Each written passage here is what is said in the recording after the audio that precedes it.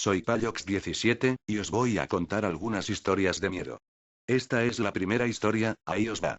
Sandra tenía 15 años. Le encantaban las historias de terror y de fantasmas y se las solía contar a sus amigas del cole por las tardes hasta que se tenían que marchar a casa ya casi anocheciendo. Así pasaban muchas tardes. Y siempre antes de volver a casa, las chicas avisaban a Sandra de que si luego no podían dormir se iba a enterar. Una tarde, haciendo un trabajo en casa de una amiga, le relató una de sus historias. Era una historia realmente aterradora y la amiga se quedó bastante asustada. Y quería devolverle la moneda. Así que le dijo: ahora te contaré yo lo que te va a pasar y verás quién pasa miedo. Cuando vayas a casa un señor con un maletín, vestido de negro y con bigote te seguirá para matarte. Sandra rió, pero al regresar la historia rondaba por su cabeza y andó con una psicosis total. Aunque lo que realmente podía asustarle era un hombre con un maletín, vestido de negro y con bigote, y de esos no hubo ninguno en todo el camino. Llegó a casa y comprobó que no funcionaba el ascensor. Tuvo que subir 8 pisos a pie. Y lo peor fue cuando su madre le dijo que bajara la basura. ¡Jo, que no va el ascensor! Se quejó inútilmente. Resignada cogió la bolsa de basura y comenzó a bajar despreocupada. Pero a mitad de camino las piernas se le aflojaron y casi perdió el equilibrio. Frente a la puerta de una casa, esperando el ascensor, había un señor trajeado de negro, con bigote y un maletín. Con los nervios a flor de piel, casi a punto de gritar, corrió escaleras abajo sin pararse a pensar si el hombre le seguía. Qué aterradoras pueden ser las casualidades. ¿O fue una visión de Lucía? ¿Quién sabe? Ahora vamos con la segunda historia, ahí os va. Una noche una chavala, llamémosle Ana, se dispuso a entrar en su habitación en la que su hermana parecía dormir plácidamente, así que decidió no encender la luz. Se tendió y cerró los ojos. A la mañana siguiente, al ver que su hermana no se levantaba, fue a llamarla y vio que su hermana no tenía cabeza y en la pared con sangre ponía: tuviste suerte de no encender la luz. La chica no se percataría de que a la siguiente noche le tocaría a ella. Ahora vamos con la tercera historia, ahí os va. Hace unos años en el pueblo de La Eliana, Valencia, una mujer pasaba unas horas en casa de unos amigos a los que tenía especial cariño por lo amables y atentos que eran. Los conocía desde no hacía mucho tiempo y estaba en esa fase en la que quieres pasar mucho tiempo con las nuevas amistades. Generalmente las horas se pasaban tan rápido que la mujer a veces se quedaba a cenar con ellos, previa llamada telefónica a su casa para avisar que le habían invitado y que la esperaran un rato más tarde. Aquellos días eran de auténtico relax, disfrute y mucha amistad. Un día entre semana, en compañía de aquellos amigos, miró el reloj y dijo que se iba a marchar un momento a recoger a su hija al tren, pero que luego volvería para pasar un rato más con ellos. Cogió su coche y se marchó a la estación del tren. Su hija, Ana, había llegado apenas 3 minutos antes y al ver que no había nadie para recogerla se le ocurrió pedirle a un amigo que vio en la estación que la acercara a casa. Los coches debieron cruzarse y la madre llegó a la estación. ¿Por qué se quedó esperando al próximo tren? No lo sabe ni la propia madre. Podía perfectamente haber regresado a casa de sus amigos o a su propia casa para verificar que su hija había perdido el tren, pero en vez de esto se quedó en la estación, dentro de su propio coche. Esperando. Y esperó tanto que cuando llegó el siguiente tren y vio que la hija no bajaba de este, arrancó el coche y se marchó, pero miró el reloj y decidió que por esta noche se iría directamente a casa.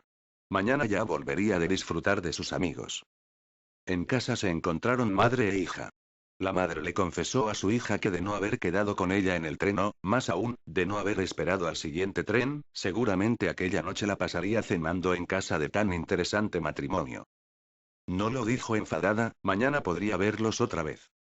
Al día siguiente la hija, su hermana y el padre de ambas cogieron el coche para marcharse a la capital a trabajar.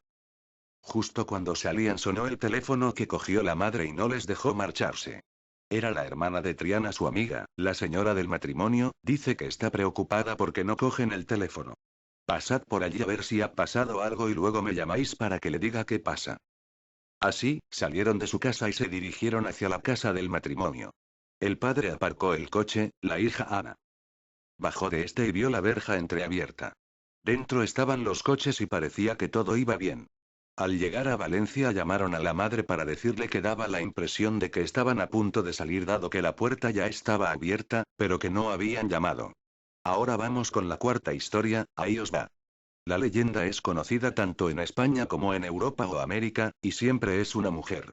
Hay variantes. 1. Se sube al coche de un conductor y en la curva avisa que es un tramo muy peligroso.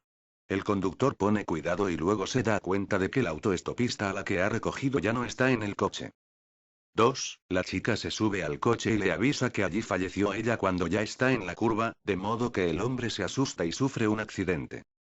3. Aparece para pedir ayuda porque ha habido un accidente y cuando el hombre baja se encuentra con que quien le ha avisado es el espíritu de la conductora que ha sufrido el accidente porque en el coche aún está su bebé. La historia que os voy a relatar le sucedió a un español. Es una mezcla del primer y segundo ejemplo, pero además tuvo consecuencias. Recogió a una autoestopista en una carretera de Guipúzcoa. Llovía, y a 2 metros de su coche el hombre vio aparecer a una joven de pelo larguísimo empapada por la lluvia. Lógicamente el hombre salió a socorrerla en mitad de la lluvia y se ofreció a ayudarla. La chica parecía estar en estado de shock, tenía la mirada perdida y cuando él le ofreció llevarla a algún sitio, ella se limitó a afirmar con la cabeza. Subieron al coche. En una carretera sin curvas un coche que venía de frente les deslumbró con sus luces y el conductor tuvo que dar un volantazo para evitar un accidente. Frenó justo antes de caer en un barranco. Respiró hondo y tras recuperarse del susto se giró hacia su derecha. Iba a preguntarle a la chica si se encontraba bien. Pero ella ya no estaba. Había desaparecido. En el lugar donde había estado sentada ella, estaba el bolso de la joven. Al día siguiente el hombre acudió a una comisaría de policía para devolver el bolso. Allí encontraron el pasaporte de la joven. Tras pocas averiguaciones descubrieron que la joven que había recogido el conductor llevaba varios años muerta. Había fallecido en un accidente automovilístico, posiblemente en la misma zona donde la noche anterior el hombre y el espíritu de la chica se accidentaron. El hombre no pudo soportar la idea.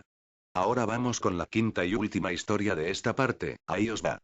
En un pueblo de la Comunidad Valenciana ocurrieron estos hechos cuya noticia llegó hasta el periódico. A mí me lo contó alguien del mismo pueblo.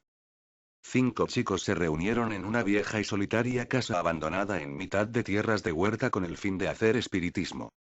Lo prepararon todo, comenzaron, y como en cada sesión que se precie, uno de ellos, el portavoz, hizo la cuestión de inicio. Si hay alguien que te moleste aquí, dinos quién es y se irá. El vaso indicó 2 nombres, los dueños de los nombres se miraron sorprendidos y se despidieron de los otros 3. Volverían al pueblo caminando. Ya se verían más tarde. Dejaron a los otros 3 con su sesión de espiritismo y conversaron por el camino.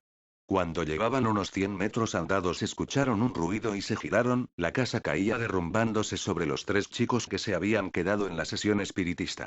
Bueno, espero que les haya gustado, nos veremos en la siguiente parte.